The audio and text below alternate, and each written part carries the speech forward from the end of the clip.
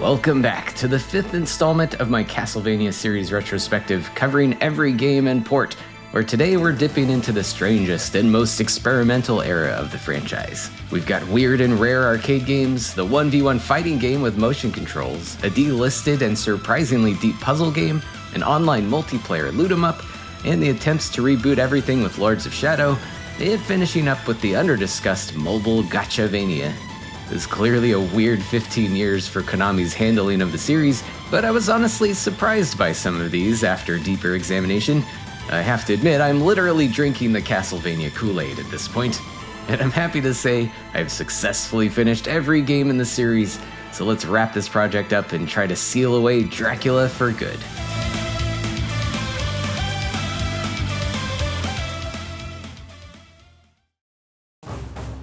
First up is something I drove over 450 miles to go play in person, the very elusive Castlevania the Arcade, an arcade exclusive that released in Japan in 2009 and had a few limited test market appearances in Europe, and a very limited number of cabinets have been imported into the United States. Now it's possible to play this via emulation, but I decided this is definitely something better to be experienced in its authentic form, so I made the trek to Galloping Ghost Arcade, a wondrous retro gamer's paradise in the Chicago area. So Castlevania the Arcade is set up in a large curtain booth with a big screen, accommodating 1 or 2 players and giving each other plenty of room to move around, as this is a light gun shooter style game with a big emphasis on motion controls. You'll hold a wand, which also has a couple of buttons on it, and whip and slash and blast your way through on-rails stages, very reminiscent of something like House of the Dead, with first-person camera movement and hordes of ghoulish classic Castlevania monsters ambling towards you. There are 2 nameless characters to pick from, the Vampire Hunter and Lady Gunner, with the Vampire Hunter armed with a whip and sub-weapons, like daggers and holy water, that can be fired with one of the buttons on the wand. The Lady character plays fairly similarly, but is armed with a blade for melee attacks and a gun for ranged attacks, but she gets more ammo in general at the cost of lower base damage, but can also take advantage of more critical hits with a special reticule that appears. There's also actually a 3rd character called Little Witch, who unfortunately couldn't be accessed at this point in time, as it requires scanning an e-amusement pass after beating the game, and that service ended in 2011. So the motion controls are a bit finicky sometimes, maybe depending on the calibration of the cabinet you're using, but I found you really gotta swing your arms dramatically to get that whip cracking. So it certainly gets your body involved and adds to the immersion, and with longer play sessions lasting up to an hour long, it's quite the workout. But that immersion is really what makes this a special experience that doesn't transfer too well to emulation, in my opinion. But at its core, it's still a pretty bog-standard light gun game, deftly structured to demand more of your money as you go. The levels at least feature the Castlevania environments we know and love, tons of destructible candles and stuff to gather up more sub-weapons and ammo, and never-ending onslaughts of recognizable monsters like skeletons, knights, Medusa heads, and fleetmen. The graphics are also great for that era, and an excellent soundtrack as well, with some rearrangements of classic themes thrown in there.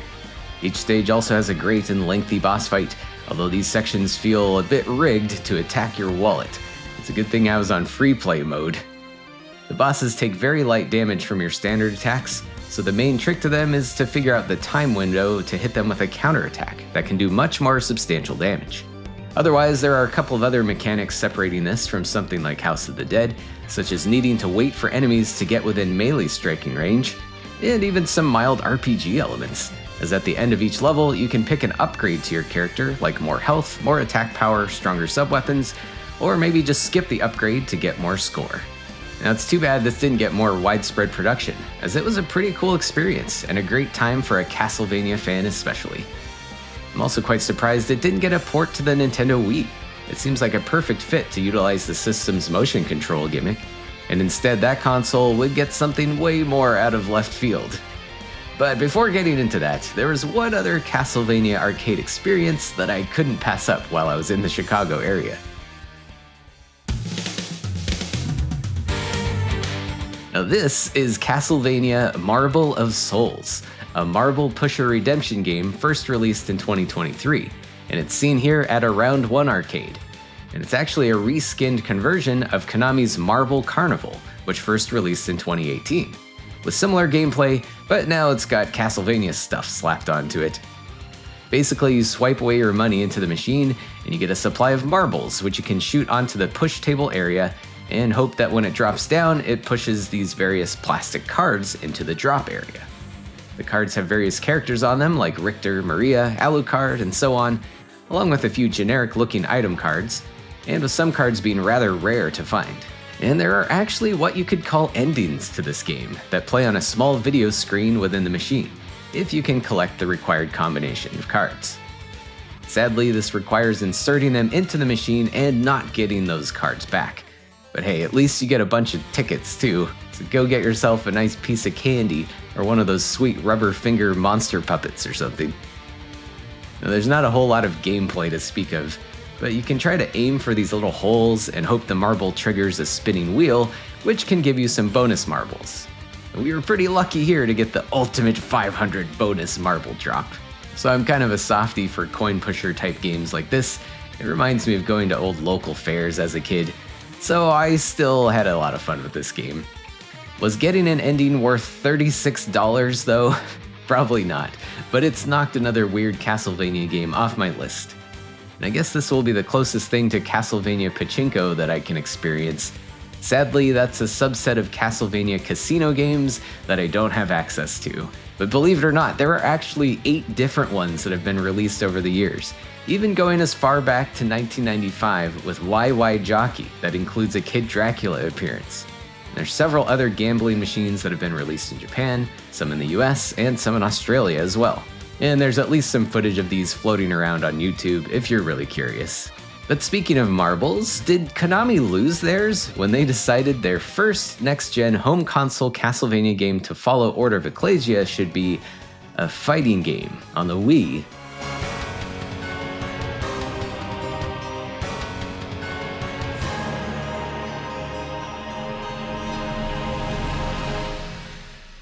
In hindsight, yeah, I'd say so. But now we can retrospectively bask in the hot mess that is Castlevania Judgment, first released in North America in late 2008, and eventually in Japan and Europe in early 2009. For development on this one, Konami brought in the company Aiding, formerly known as Rising, who were active making arcade shmups and fighting games. But in the mid-2000s, we're focusing on console games, notably lots of casual fighting games based on anime properties like Naruto, Inuyasha, and Full Metal Alchemist. To further push Castlevania into anime territory here, the character designs for Judgment were done by Takeshi Obata, who was quite popular at the time for his work on Death Note. And he didn't really alter his style here to fit any kind of expectations that Castlevania fans would have for the characters that were brought into this. For darkness, I offer only defeat. There are 14 playable characters, most of them dragged from their respective time periods via a time rift by a new character named Aeon, who is trying to interrupt a dastardly scheme by Galamoth of Kid Dracula fame. Galamoth's plan involves the Time Reaper, a death-like kind of entity from 10,000 years into the future, and wants to send him back in time to destroy Dracula and alter the course of history. The plot is just whatever, really. It's a fine excuse to include a bunch of characters from different timelines, and at the very least, it does lead to some interesting interactions between different characters. Even the vampires are bigger than mine! What are you babbling about? No way am I losing to you! But getting back to the roster, it's a cool assortment of familiar names, but some drastic liberties taken in their designs. Feel the might of House Belmont. Simon and Trevor Belmont represent our whip-cracking origins, or should I call them the Beltmonts. The Dracula's Curse crew are also here, with Alucard, Sypha, and Grant. I'm done playing around. We've also got young Maria from Rondo, weirdly obsessed with Booba. Will you stop? These things only get in the way. How can you say that? Those are a sacred gift! But who could blame her with Carmilla looking like this? Shanoa is also present, and the only representative of the 6 recent handheld games, leaning heavily into a nun fashion style. Some other deep-cut characters also show up, with Cornell in his wolf form being a nice surprise, considering that the N64 games were previously removed from the official timeline. And Eric Lacard from Bloodlines is here as well, but weirdly, he is a child for some reason. And rounding out the playable bad guys, we've got Golem, kind of an unmemorable boss enemy to include, but I guess they needed a big slow guy for the roster. And we've also got Death and Dracula in the mix with their own kind of funky designs. Why wait for my curse to finish you? I'll kill you here and now. And finally, the new guy, Aeon, the Guardian of Time, who may have had some potential to be an interesting character in the franchise, but with how this game unfolds, I would be surprised to see him ever make a comeback in a future game. Each character has their own little backstory presented in a cookie-cutter cutscene that kicks off each individual run of story mode. But beyond a few sentences and some minor interactions with other characters, there's not a whole lot going on there, which is unfortunate for single-player play, as you have to beat story mode with everyone in order to unlock the other characters, and then beat it again with everyone for true story mode in order to see the true endings and fight the Time Reaper.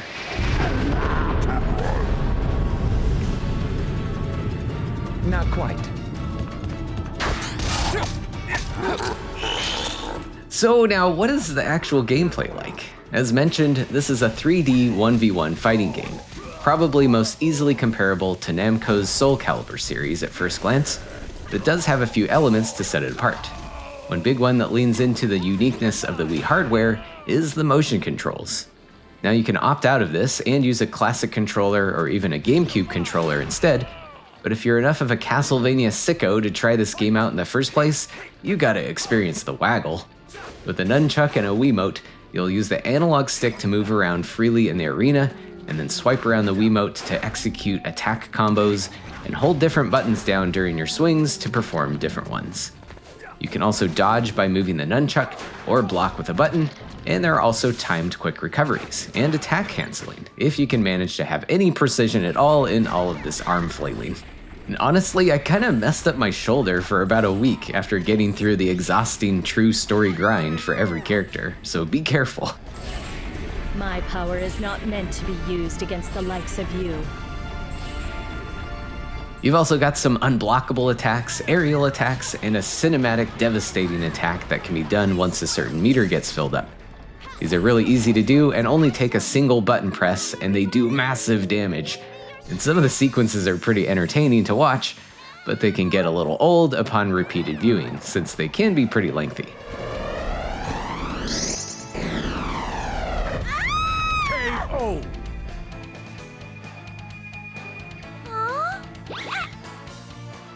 Overall, the fighting system wasn't totally awful, a bit jank, but very playable. And it certainly has a more loose and casual feel similar to Aiden's previous anime fighting games. And the arenas add to this a bit too, with various hazards and even some items to pick up. And there are heart-powered sub-weapons as well, like daggers, holy water, and stopwatches and whatnot. And maybe I was missing something, but I didn't really find them super useful during combat anyway. The Judgment experience also expands into the usual modes included with fighting games, multiplayer versus, of course, a training mode, survival mode, maybe most notably a castle mode. This has you working through a board game-like structure and completing objective-based challenges like fighting monsters or breaking objects. I'll be honest, I was pretty over this game after spending so much time on story mode, but Castle could be a fun little way to mix up the gameplay sessions a bit. There are also a ton of artwork, music tracks, and cosmetic accessories to unlock and collect for all the characters here, but likely another very lengthy endeavor if you care to unlock them all.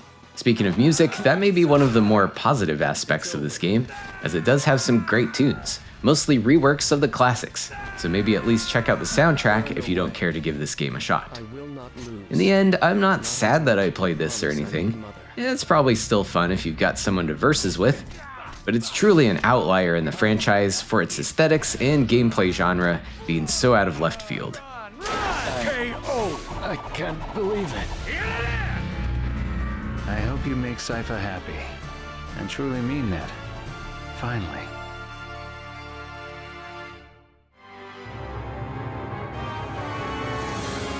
Konami's experimenting with different genres would continue even further into unexpected territory with Castlevania Puzzle: Encore of the Night, released in 2010 exclusively in the US for iOS mobile devices, and eventually Windows Phone as well.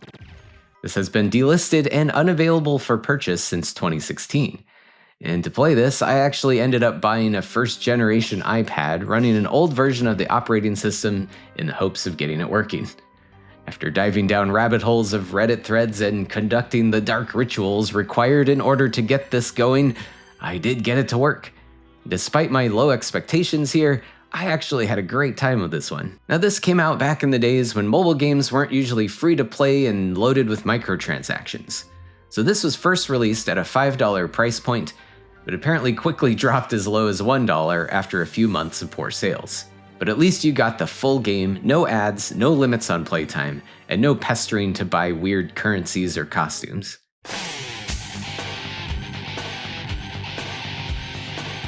And as you can guess from the title, this is a puzzle game, utilizing art, music, and characters from Symphony of the Night, and with gameplay core concepts modeled off of Konami's Tyson Puzzle Dama series, which first began as an arcade game in 1994, but saw several follow-ups, often pulling other franchises into the mix, like Twinbee or Tokimeki Memorial. And notably, Castlevania Puzzle would be the first time a Tyson Puzzle Dama game would be released in the US. To get less obscure here, the gameplay is quite similar to Puyo Puyo, with the screen split between two opponents, and lining up 3 adjacent blocks of the same color will clear them, and any combos resulting from the blocks falling above will drop dormant blocks on the other player, and the dormant blocks will become active once any adjacent blocks are cleared. Castlevania Puzzle adds some complexity here by giving each opponent hit points and magic points, and various other stats, and when the hourglass in the center flips over, they will each attack and deal some damage to each other. Filling up the screen with blocks won't finish someone off, but instead deals a much larger amount of damage, so getting big combos gets very important in difficult matches. You can also trigger certain abilities during a match, both offensive and defensive, that have a wide range of effects, and you may recognize plenty of old favorite moves like Dark Metamorphosis and Soul Steal. Soul Steal. The game's arcade mode lets you pick from a variety of Symphony of the Night characters in face-offs with the computer. This mode is fine for a quick game or two, but the real highlight of Castlevania Puzzle is the story mode, a full-on campaign where you play as Alucard, and the same basic plot of the original game unfolds as you explore a nearly identical map of the original castle. You'll fight enemies in puzzle battles, and even collect new gear and level up with a surprisingly in-depth attempt to recreate Symphony's RPG elements. And it's not just a matter of making numbers go up, you have a lot of options for enhancing certain abilities, or building affinities for certain block colors, to make clearing them have more of an effect. You even have to find certain abilities to access new areas, matching up nearly exactly with how you might need to backtrack during a playthrough of the PS1 game. And there are plenty of moments of dialogue taken word for word, although the librarian in this game is not only there to sell you some stuff, but he also acts as your tutor in the early parts of the game. The complexity of the mechanics can be a little overwhelming at first, and I'm not a pro puzzle gamer by any means, but I eventually got the hang of it. Submit.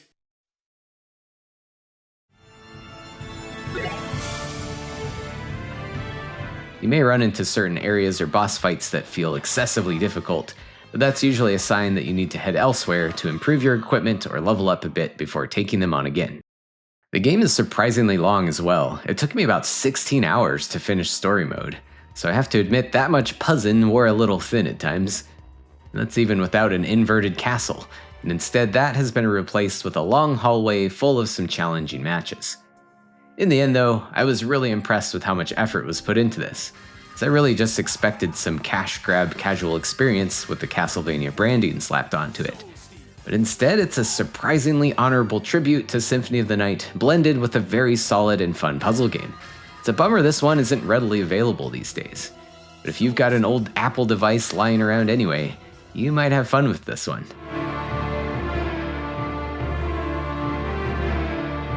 Are you ready for another weird genre experiment for the series? Well, next up is Harmony of Despair, not to be confused with Harmony of Dissonance, but I can't blame you if you do, since the titles are so similar. First released on the Xbox 360 in 2010, and on the PS3 in 2011, both digital only, Harmony of Despair is a 2D action platformer with assets largely from Symphony of the Night or the Nintendo DS titles. But it's actually a multiplayer-focused cooperative game, where you work together to take down giant bosses, and most importantly, rake in swaths of sweet, sweet loot. And notably, this would be the last Castlevania title with Koji Igarashi's involvement before his eventual departure from Konami a few years later. There really isn't much of a story here to speak of, but the general idea revolves around the Grimoire, a book where Dracula's castle comes to life, and characters from various eras of the Castlevania timeline can magically work together to put an end to the curse. The base game includes playable characters Alucard, Soma, Jonathan, Charlotte, and Shanoa, with the same old sprites and similar movesets and abilities from their respective games. There are a lot of DLC characters that can be purchased individually as well, including Richter, Maria, Julius, Yoko, and 8-Bit Simon, and even Getsu Fuma shows up, despite his Famicom game not being directly related to this series at all. And again, all of them with their own familiar playstyles. The base game also has 6 chapters, and 5 more available via DLC, with each themed from a different game in the series. Basically, once you start a chapter, you have a 30-minute timer to track down and defeat the boss, with navigation made a bit easier with the ability to completely zoom out the camera to see the entire stage in real time, which is nice to map out your route, see where treasure chests are located, and also see where other players are at, since everyone is basically free to wander around wherever they want. The game's definitely designed for group play. While you can play solo, you might find yourself having to chip away very slowly at enemies and bosses that have tons of health. It's certainly not impossible to play this one alone, and it can be a satisfying challenge, but multiplayer remains the clear intentional draw here. The game's also a bit notorious for grindy character progression. It doesn't have a traditional experience point system, and instead, a big part of getting your character stronger is collecting new gear, along with money to buy gear or consumable items. Each character also has their own unique ways to improve their abilities, such as Soma gathering multiple instances of monster souls, Shanoa absorbing glyphs, and so on. It's kind of a min-maxer loot grinder's dream, really, and one could easily rack up tons of hours on this to become an overpowered monster hunting machine. And despite this game being 15 years old at this point, surprisingly, the online multiplayer still works, and everything is still available for purchase in their consoles' respective storefronts. I personally played some matches on my good old Xbox 360, but it's also backwards compatible for Xbox One. Now, getting 5 to 6 player games off the ground was admittedly a struggle between differing Xbox platforms due to how friends lists work, and sometimes the connection would just fail. Not to mention everyone needs an Xbox Live subscription, but once games got going, it was working surprisingly well. Sadly, the Xbox versions don't support local co-op, but the PlayStation version does for up to 4 players. Online play still works on PlayStation as well, and Harmony of Despair is also available on the PS Now streaming service, although you can't play any DLC if you play it that way. Adventurous types may also find an active underground community playing this on an unofficial PC port, which I haven't tried myself, but it's really cool that it exists. The multiplayer experience can be a little weird though, depending on the group. If everyone is starting from scratch, progression will feel pretty natural. But if you have brand new characters running around with characters that are hundreds of hours deep into their grind, it's pretty unbalanced, as they could just melt bosses for you while you sit there and harvest the rewards. And you can't really have different save files unless you use different accounts. The best an experienced player could do to even it out would be to intentionally nerf their gear and perhaps pick a character that doesn't have their abilities progressed, if that's an option. But it's definitely an interesting and fun experience overall. Remixing all this Castlevania content is really cool for longtime fans of the series, especially with a couple of stages getting really old school, with a level connecting together all the stages from the first Castlevania game, or you've even got a sprawling Getsu Fuma Den experience, which was actually the first North American appearance of Getsu Fuma at all, with the Famicom Classic being a Japanese exclusive. Again, it's not directly related to Castlevania, but shares some similarity with the open world feel of Simon's Quest and a spooky setting steeped in traditional Japanese yokai folklore.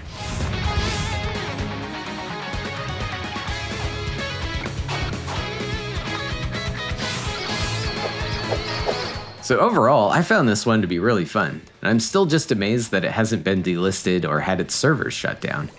But it still really caters to a certain type of gaming taste. Some types of players might really dig into the grind here, but those looking for the Classicvania or Metroidvania styles of old might be thrown off a bit. The paywall feels a little high at this point too, Buying all the stuff at once right now would probably run you at least $40 or so, and you'll need to buy a subscription to play multiplayer as well. I'd have to think that a re-release of this on PC would go over great, since there's still a dedicated community playing this one. But that's all up to Konami, I guess.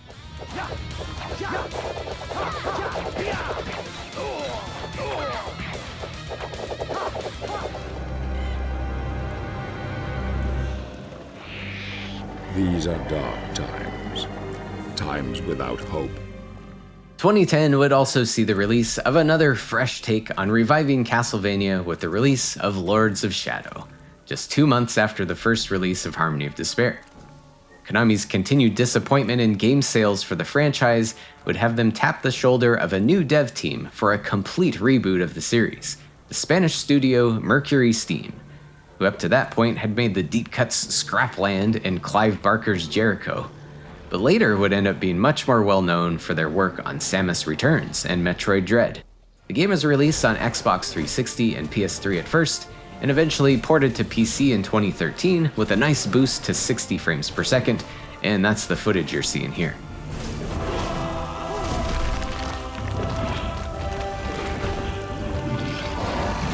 The premise of Lords of Shadow generally ignores any previous lore or timelines from past games, but it still retains some tenuous connections and recognizable names and ideas. Now, I'll warn of some spoilers ahead, as it's a little hard to summarize the stories from all 3 games in this sub-series without some substantial plot twist reveals that are difficult to tiptoe around. The setting is a medieval end-of-days situation where the dark supernatural forces of the Lords of Shadow reign supreme. You play as Gabriel Belmont, a holy knight and member of the Brotherhood of Light, protectors of the innocent, who are the last bastion of hope against these hordes of foul creatures. To make matters worse, his wife has been murdered and soul trapped in limbo, and her spirit guides him in a quest to restore the world's balance and defeat the evil Lords of Shadow, armed with a whip-like combat cross. Along your journey, you also meet Zobek, a fellow holy knight and narrator of your story between stages, voiced by Patrick Stewart in the English version. They managed to tell her somehow. Praise be to God. What prophecy? Robert Carlyle also does the voice of Gabriel, and the Japanese voice cast has some deep voice talent as well. So we're treated to some very good voice acting in the numerous cutscenes interspersed throughout this lengthy and cinematic feeling adventure. The gameplay core is 3D action with a mix of combat, platforming, and puzzle solving. So it's not far removed from the tradition of past 3D-vanias like the N64 or PS2 titles, but it's also drawing some quite obvious inspiration from other 3D action franchises. The most obvious would have to be God of War, even down to including similar quick-time event sequences to brutalize enemies and finish off giant bosses. And a couple of these bosses feel almost stolen right out of Shadow of the Colossus.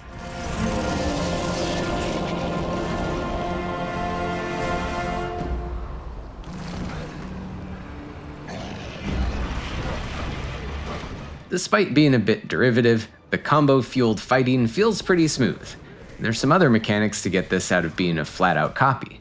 Eventually, you'll have the ability to enable light or shadow magic to either give your strikes healing powers or do additional damage.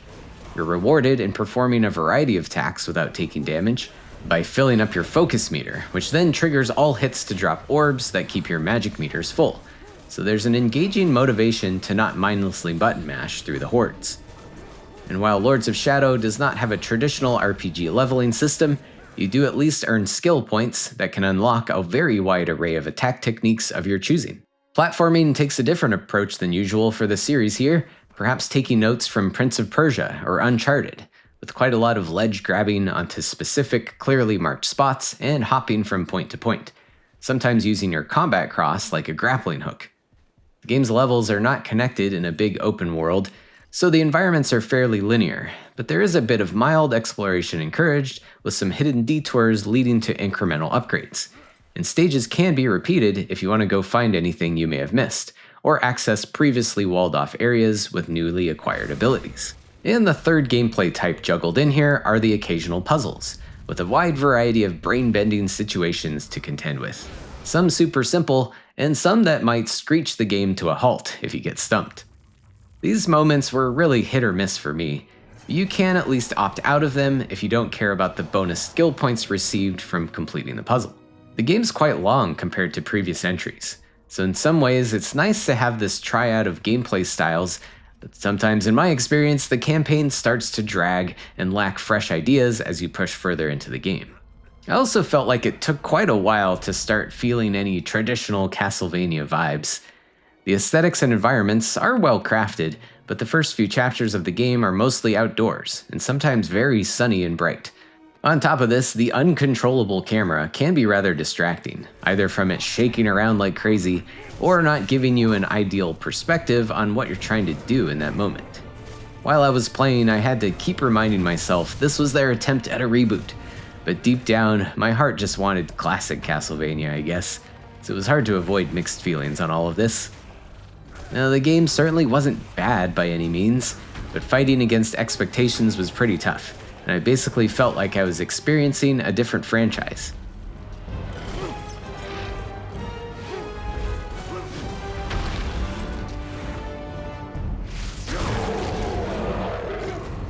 Interestingly enough, rebooting the series did what Konami intended, and Lords of Shadow became the best-selling game in the franchise. So maybe I'll just accept that I'm not the target audience here, and at least I gave the game a fair shot anyway. And I do have to say, there were some really cool boss battles that punctuated some fun story twists. And we should probably get into some big spoiler territory here, as Lords of Shadow 2 picks up directly after a cliffhanger ending here, and I can't really avoid this big twist at the end. And this is a real rough summary here, but nearing the game's end, Zobek reveals he is the Lord of the Necromancers, and has been pulling the strings the entire time to get Gabriel to gather the powers of the Lords of Shadow for him to take himself. And then Satan shows up, and turns out he's been manipulating Zobek this entire time.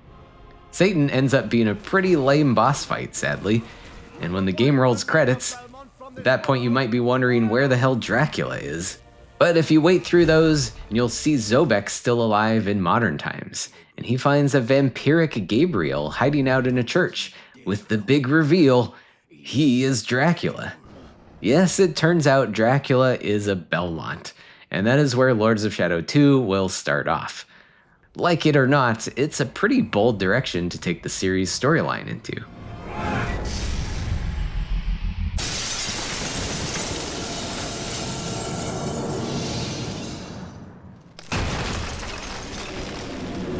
A couple of other last things here though. There's also some DLC content, with a couple of extra levels, including an interesting tag team style level, which includes the chance to control Laura, a young vampire girl you meet during your adventure.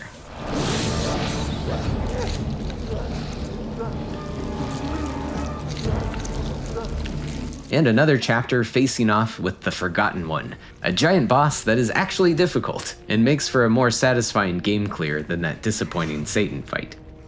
The DLC isn't super long, but I'd say it's worth checking out if you like the rest of the game. I think I've already covered most of my gripes overall with this one. I guess it was a bit middling for my tastes, but I'm glad to finally have experienced it in its entirety. And it might get me to branch out of my retro bubble and try some of the cinematic action games that this apparently took healthy bites from.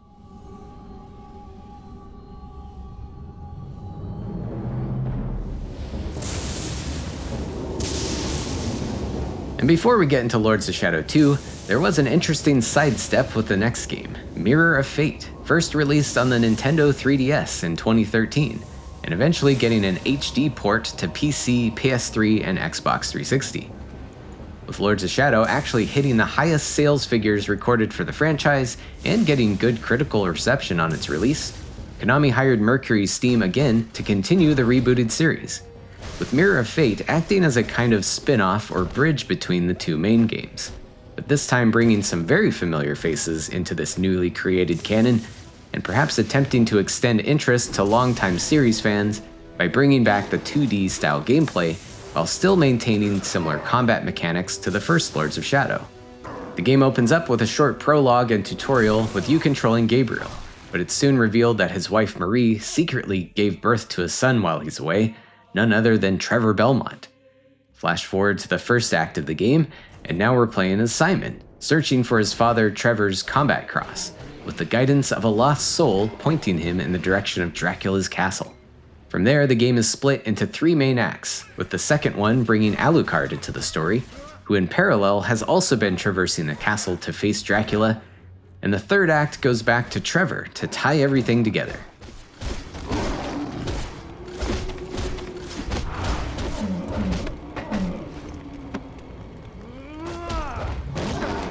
So the structure of how the story is presented here is pretty interesting, and it was fun to take a few different roles during the gameplay. Although admittedly, they all play and feel very similar to each other, and even the general character progression carries over whenever you switch between them.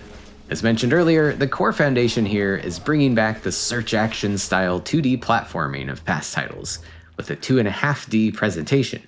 And if you stack the 3D effects of the 3DS on top of that, I don't even know how many Ds that is anymore. The game feel overall still feels like Lords of Shadow, with many special attacks and combos directly transferring over. There are also similar ledge grabbing and grappling mechanics, although this ends up giving the game more of a cinematic platformer vibe like old school Prince of Persia or something, but without the precision. The jumping is very floaty, and collisions are pretty questionable. Some occasional puzzles also interrupt the game from time to time, but again, they are at least optional if you get stumped or don't care. So we sit in this weird gray area between Lords of Shadow 1 and the old Metroidvanias, but it didn't necessarily ever click very well for me personally.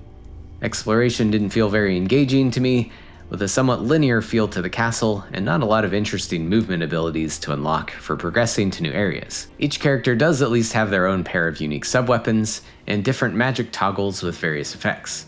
Simon, for example, can summon the spirit of Sypha and even Castlevania 64's Reinhardt to deal with different situations. But still, the castle just isn't as engaging to explore as compared to the recent DS-vanias, especially with your minimap pointing you in the general direction to go next. To be fair, you can disable that guide, but you'll have to have the self-discipline to opt for that. There are a bunch of these random scrolls to be found if you want to collect every little item, and 100% completion does add a small extra scene to the ending. But man, it got a bit tedious for me. The game's environments at least look pretty nice, some pretty cool big set pieces at times, and perhaps the highlights of the game can be found in some great and creative boss fights.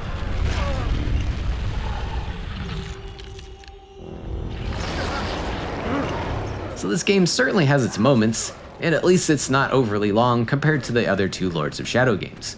So I wouldn't totally disregard this one. If anything, the ending was quite surprising. Big spoiler alert ahead again, that will come into play in the next game as well. But following the third act with Trevor, Dracula ends up winning that battle and kills him, only to finally figure out Trevor is his son, and he desperately gives him some of his blood. And thus, Trevor becomes Alucard. That's maybe hard to accept for some Castlevania purists out there. I guess you gotta keep remembering it's just a reboot and a separate canon from everything else, so buckle in and accept the madness, I guess. What a timely coincidence. I'm dying for a little drop of blood. And Lords of Shadow 2 would hit consoles and PC in 2014, again developed by Mercury Steam, and picking up right where the first Lords of Shadow game left off, and seemingly a conclusion to the Lords of Shadow trilogy. And notably, this would be the first time that Dracula is the protagonist, with the game's prologue and action-packed tutorial opening up with our anti-hero, formerly known as Gabriel Belmont, laying waste to Brotherhood of Light soldiers storming his castle, not long after the events of Mirror of Fate. Smash him against the castle!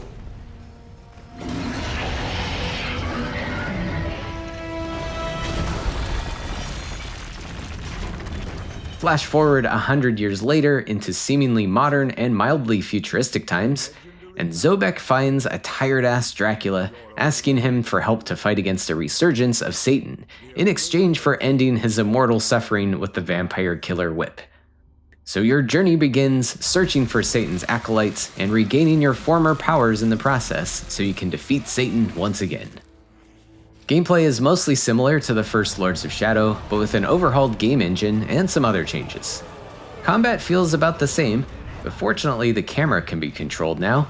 and you also have some cool blood-drinking finishers you can pull off to regain some health during your battles. The light and dark magic toggles are also present, but in the form of a void sword and chaos gauntlets. But it's essentially the same healing or damage increasing effects. Platforming is also very similar, although the grapple points have been made even more obvious now with big swarms of bats indicating where to jump to. A few puzzle sections also pop up, albeit less frequently than the first game, but still might have a tendency to kill the momentum of the action. Excellent decision. But something new ham-fisted in here are the notorious stealth sections, and you get a really dumb one very early in the game. Basically, you have to avoid getting spotted by these Space Hulk wannabes, using distractions like bat swarms, or inhabiting their bodies to open up doors, or taking the form of a squad of rats to sneak around and chew on wires and stuff. I didn't really find these parts to be very fun, or necessary at all, and I'm not alone in criticizing these sections. I think it might have been fine with one thrown in there like a puzzle would be, but they pop up multiple times throughout the playthrough. But getting beyond that, another change here is a more open world-like structure as opposed to the segment and chapters format. Although it's still fairly linear feeling, and I wouldn't really consider this a search action or Metroidvania per se, as far as needing new abilities or items to progress, as it feels more plot-driven than character progression-driven. It also jumps back and forth between the modern setting and the old Gothic realm, seemingly within Dracula's mind, and where he reclaims his former strength by literally dealing with his inner demons. It's kind of a neat concept.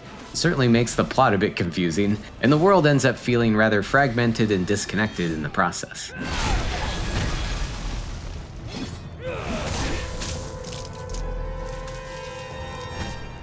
The world's environments at least look really nice, especially on the PC port.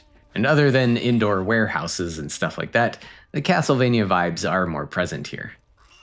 Although there are some laughably ridiculous cutscenes at times. At least they didn't let things get too serious the whole game.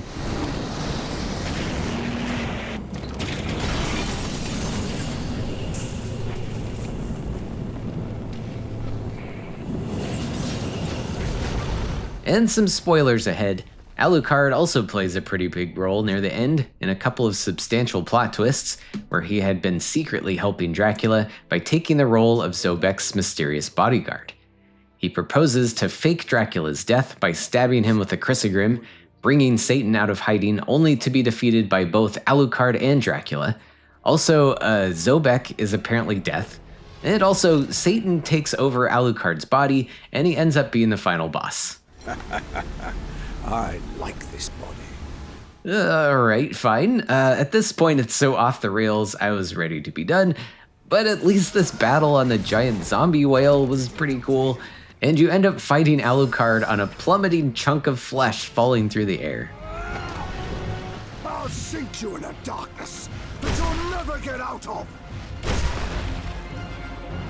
And there's also some DLC added to the end, putting you in control of Alucard and showing some of his personal journey happening in parallel with the main story.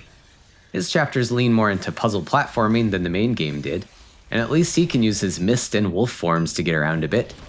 And you also get a very challenging boss fight with Zobek's actual bodyguard before Alucard steals his armor to disguise himself. Now, overall, I had similar mixed feelings about this game that I had with the first one. It's pretty okay, and honestly, better than I was expecting, but nothing I was super excited about either. Some aspects of the first game were improved, but some of the changes negated them. There were some rumors of troubled development on this one, and it kind of shows in some uneven moments of the game, and surely they were under some serious pressure to recreate the financial success of the first Lords of Shadow. And from there, the Castlevania series would lie dormant from several years, until a quiet resurrection in 2019.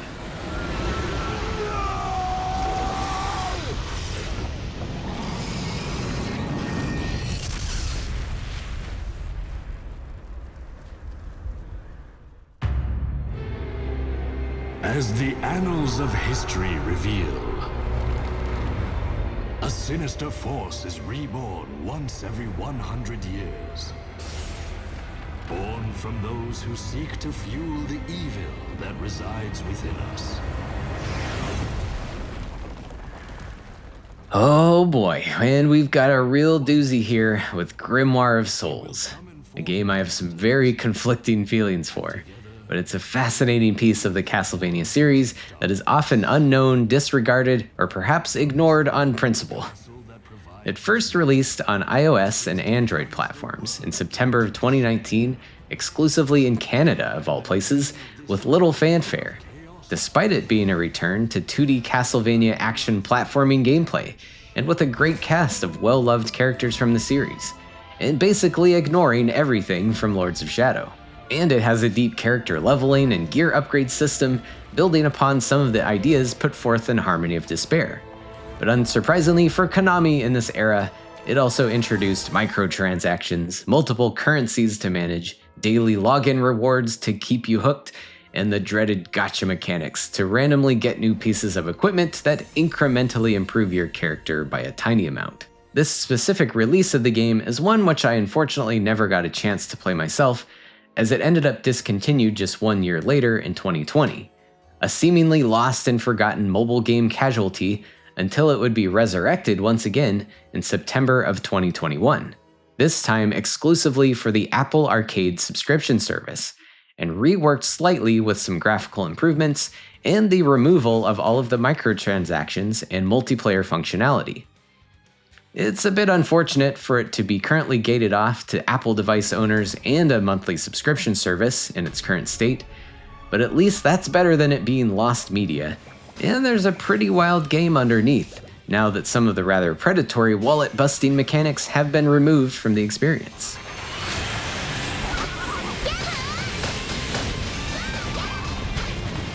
The premise begins with Genya Arikado, Alucard's not-so-secret identity from the Aria and Dawn of Sorrow part of the timeline, and he receives a letter from Lucy Westenra, a magical researcher from the Elgos organization and an expert on grimoires, those magical tomes of historical knowledge detailing all of the past events in the Castlevania universe. Dark forces are causing chaos within the grimoires, and she requests Alucard's help by having him enter the grimoires, defeat the monsters within, and try to figure out the source of the problem. It's actually a pretty cool concept, taking that grimoires idea from Harmony of Despair, with each tome being their own stage magically extracted and re-experienced. And at least here it gets explained more deeply with plenty of dialogue and story beats throughout the game. And it's a great excuse for pulling in a variety of characters as well, as you eventually summon more playable heroes as you play through each chapter that corresponds to a specific time period of the series. Joining Alucard are the main squad of characters Simon, Maria, Charlotte, and Shanoa. And also some additional folks join up as temporary alter arts assistants, like Jonathan, Richter, Albus, Maria again, but older, and a couple more surprise additions at the end that I don't actually want to spoil for you. Longtime fans of the series may get a kick out of seeing all these characters interacting with each other, and the overall story is actually solidly crafted and the writing's decent, although some of the game's more lighthearted and silly conversations come off as a bit awkward. A couple of other new characters from the Elgos organization, like Hermina and Seward, are introduced, and there are some spicy plot twists as well to keep you engaged in a long campaign covering 10 chapters in total. The game begins with some basic tutorials going over the controls. You've got a double jump, a slide that also knocks away enemy shields, a basic attack that can chain into some small combos, special attacks with cooldowns for your main weapon, and 2 other support weapons that can be equipped, along with a primary sub-weapon attack, and 1 additional ability unique to that character that can be unlocked in a basic skill tree.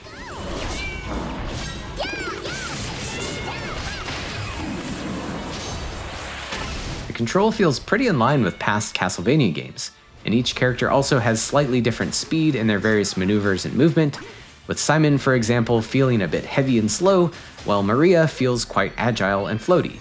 She's even short enough to not have to duck under certain hazards and attacks. Or Charlotte can learn to fly around on her broom, turning the game into a fantastic cotton shmup-like situation.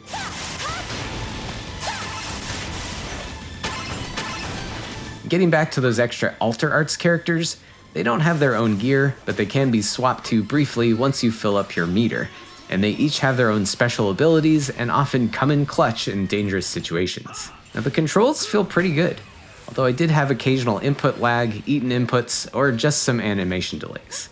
I guess at this point I should mention I was playing on a not very new Apple TV, so your mileage may vary depending on your device. But I was at least able to easily pair a PS4 controller with no problems. Now, I imagine touchscreen controls work fine, and there's even an auto attack toggle that may help reduce the frantic tapping, but I'd much rather have a controller in my hands if I can help it. Each chapter of the game is broken up into smaller levels, each with 3 optional challenges that can unlock a few additional extra stages, along with some bonus resources. And eventually you'll get to a boss fight, aka the Vital Soul, the source of chaos you're trying to take down within that grimoire. The levels themselves are fine, if not a bit bland and generic looking most of the time, but they fit in with the era of the grimoire. The character models are reminiscent of the art style of the Rondo remake on PSP, Dracula X Chronicles, but they're a little higher res. If anything, it seems like a lot of effort went into the enemies, which is pretty cool. There are quite a wide variety of monsters in your path, with many old favorites from past games, and quite a few fresh ones as well. And sometimes they are laid out before you in really interesting ways to make you strategize your approach to defeating them, assuming that you're not totally overpowered. And I really appreciated the care put into the boss fights, each of them bringing back a classic foe from the past, but giving them refreshed new behaviors and attack patterns.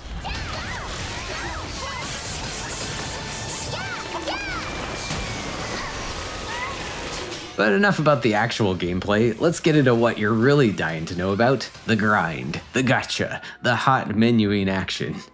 So yeah, this is very much a gacha game, and hate it or love it, or hate to love it, you might be spending a considerable chunk of time in this library lobby place and make number go up. I'm not even sure where to start explaining all of the different currencies and resources without starting to sound like a crazy person. I guess the core of the matter is, you need some good gear. And to get gear, you either need gems, which can randomly summon new pieces of gear for you of varying rarity and type, or you can also get it with parchments, with 100 of them specifically for that item, and these are generally just drip-fed to you as you play. You can also purchase certain gear with a currency called Elgos coins, although mostly fancy stuff, as Elgos coins aren't as easy to come by as typical gold, and normal gold just buys you food or cosmetic alterations. And don't forget about those special Halloween and winter coins for more gear and different outfits. And those parchments, they can also be traded in for other kinds of parchment too, but you'll get ripped off. You probably want to save those for limit breaking your items beyond their base potential. Oh, and those enemy souls can also be stockpiled as a kind of resource, and you'll need those to enchant your weapons. And weapon souls too, once you get further in the game. Oh, and these upgrade gem things are important for incremental weapon improvements, but not to be confused with those other gems. Oh, and we can't forget astral attunement.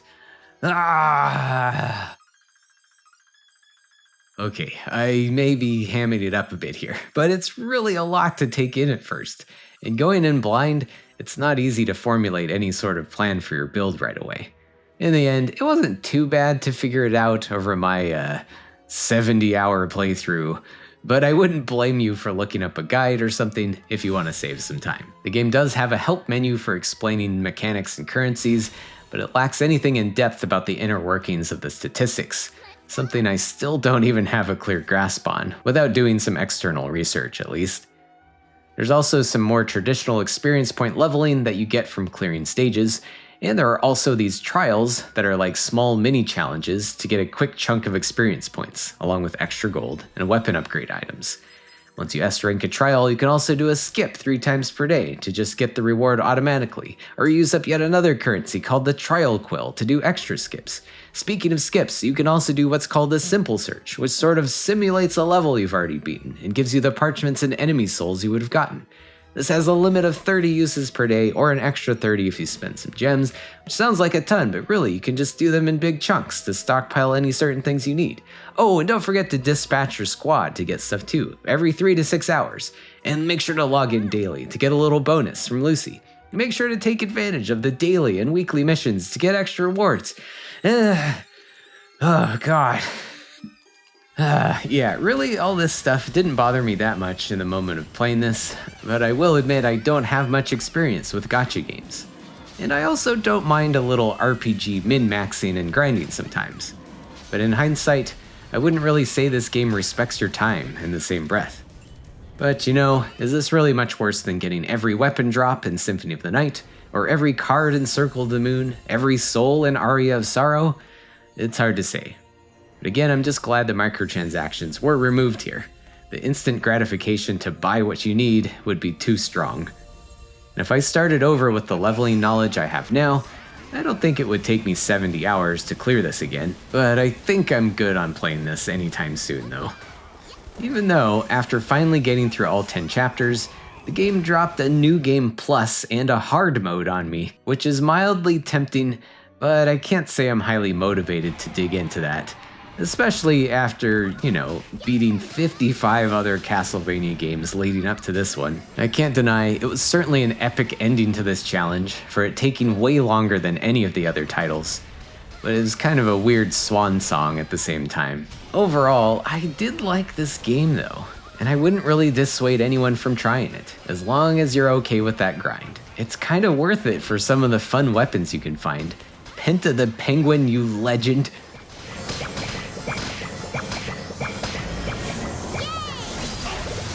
And it really had some spicy challenges here and there. And I emphasize again, the boss fights are awesome. A highlight being a really cool fight with Death at one point. If I had to complain about anything, it's the soul-crushing feeling of getting to a new chapter and your character's rating just simply isn't high enough to do any damage to the enemies there. So you gotta grind away in the menus, convert resources into other resources that give you tiny incremental gains, or maybe you just go back and do old stages over again to clean up any of the challenges you missed or unlock some more bonus levels. And who knows, I probably wasn't perfectly optimizing how I was building out my party. Maybe someone smarter than me can stroll through the game without having to slow down and grind as much. And I guess even though this game is fine, very playable, dare I say pretty good, there's still an air of disappointment about it. Knowing how it all began in its mobile form, seeing how some actual effort and love for the series is hiding in there, but still it's got that gacha ickiness on it. I totally get why series fans might scoff and disregard this game. With an open mind, you might want to give it a go sometime. Maybe if they could combine the best bits of Harmony of Despair and Grimoire of Souls and tone down the grinding a bit, we could have something more captivating here. But I have strong doubts that any big updates to this game will ever happen at this point. It does seem Konami hasn't totally given up on Castlevania though, as in 2024, we got Haunted Castle Revisited for a little taste of new Castlevania goodness. And I did already cover that game in part 1 of the retrospectives if you're curious, but I think the hunger for a proper Vania still lingers. I still have some hope that the series will rise once again someday. And to wrap things up here, there's of course plenty of Castlevania content to be seen popping up in other games, like the numerous recent crossover DLCs in Dead Cells, V Rising, Dead by Daylight, Vampire Survivors, and Baylor Jail.